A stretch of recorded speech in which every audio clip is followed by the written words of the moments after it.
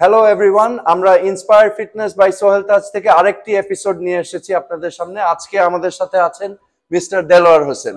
কেমন আছেন? Very good.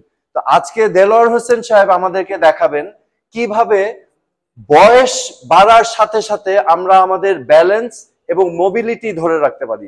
কারণ আমরা জানি আমাদের সমাজে একটা প্রচলিত মিসকনসেপশন আছে যে বয়সের কারণে আমরা দুর্বল হয়ে যাই। অ্যাকচুয়ালি বিজ্ঞান এবং বিশেষজ্ঞরা এখন বলছে বয়সের সাথে এটার কোনো সম্পর্ক নেই।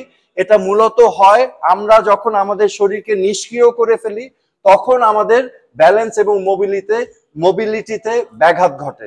সো দেলোয়ার হোসেন সাহেব এখন আমাদেরকে হপ করে দেখাবেন এভাবে। কিন্তু এটা হয়তো আপনার কাছে মনে হচ্ছে খুব সহজ একটি কাজ, কিন্তু আজকে আমরা শুরুতেই দেলোয়ার সাহেবের কাছ থেকে শুনে নিব উনি যখন এখানে ইন্সপায়ারে জয়েন করেছিলেন ওনার কি অবস্থা ছিল।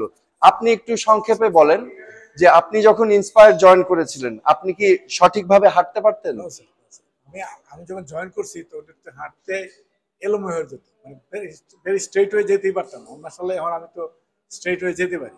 আচ্ছা, তো আপনি কি হাঁটতে কারো সাহায্য নিতে হতো? না, তার সাহায্য নিতে হতো না, কিন্তু এটা বডিতে মানে পাগুলা যেভাবে মোবিলাইজ হওয়ার কথা সেটা করছিল না, একটু এদিক সেদিক করছিল। আচ্ছা, তার মানে আপনার ব্যালেন্সের সমস্যা হতো। এবং আপনি আমাকে বলেছিলেন যে আপনি একটা সময় হতাশ হয়ে গিয়েছিলেন যে ভবিষ্যতে কি হবে। তো এই সম্পর্কে কিছু বলেন। অবশ্যই, যেহেতু স্বাভাবিকভাবেই আমি যেহেতু হাঁটাটাই সে সাপোজ আমি শেপ করছি, আমাকে ধরে করতে, এখন ইনশাআল্লাহ ধরে করা লাগে। হ্যাঁ, মানে দৈনন্দিন কাজগুলো আমি অনেকটা আমার ইজি হচ্ছে। আচ্ছা আচ্ছা, এবং আমি ফিল করি গ্রাজুয়ালি ইমপ্রুভ করছে। আর কি সমস্যা ছিল আপনি যখন এখানে আসছেন শুরুতে?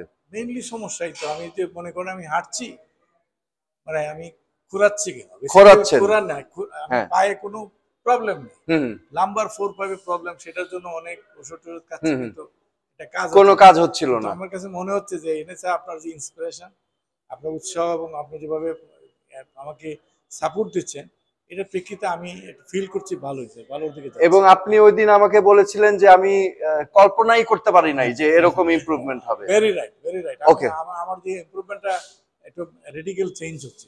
তো মূলত দেলোয়ার সাহেব যখন জয়েন করেছিলেন উনি মানে হাঁটা চলা করতে ওনার অনেক দুর্ভোগ পোহাতে হতো।